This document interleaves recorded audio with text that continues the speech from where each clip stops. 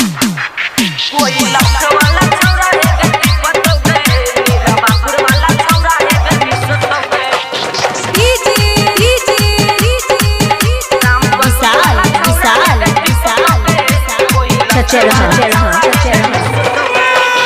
पूछ तो न बाचता घिच तो गए गे पूछ तो न बाचता घिच तो गए पिठुआर वाला छौरा मेरे बापुर वाला छौरा बिठुआर वाला छौरा है गे टिपत तो गए नीर बापुर वाला छौरा है गे मिस तो गए पूछ तो न बाचता घिच तो गए गे पूछ तो न बाचता घिच तो गए पिठुआर वाला छौरा है गे टिपत तो गए नीर बापुर वाला छौरा है गे मिस तो गए पिठुआर वाला छौरा है गे टिपत तो गए नीर बापुर वाला छौरा है गे मिस तो गए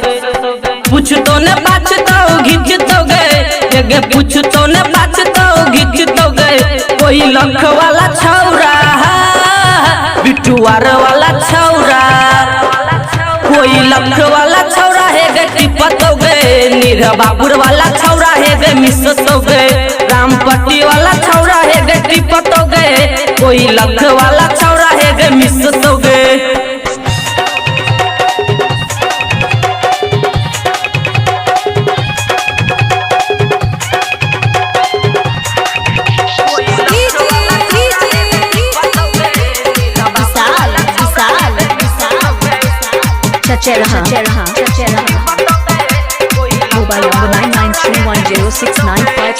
निर्वापुर वाला छौरा छया गति गे तोरा ऐसन छौरी के कहे भगवती गे निर्वापुर वाला छौरा छया गति गे तोरा ऐसन छौरी के कहे भगवती गे कपड़ा ने खींच तो खींचे तो गे गे कपड़ा ने खींच तो खींचे तो गे कोई लख वाला छौरा बिठुआर वाला छौरा कोई लख वाला छौरा है गे टिपत तो गए नीर बापुर वाला छौरा है गे मिस तो गए रामपट्टी वाला छौरा है गे टिपत तो गए कोई लख वाला छौरा है गे मिस तो गए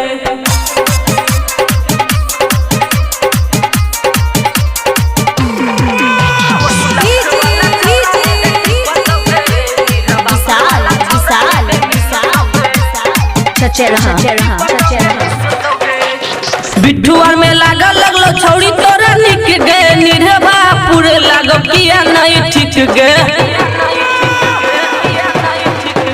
बिठुआर में लागल लगलो छौड़ी तोरा निक गए निर्वापुर लागो किया नहीं ठीक गए राइटर पर तो सडट तो गए गे राइटर पर तो सडट तो गए गे दीपुआ छौरा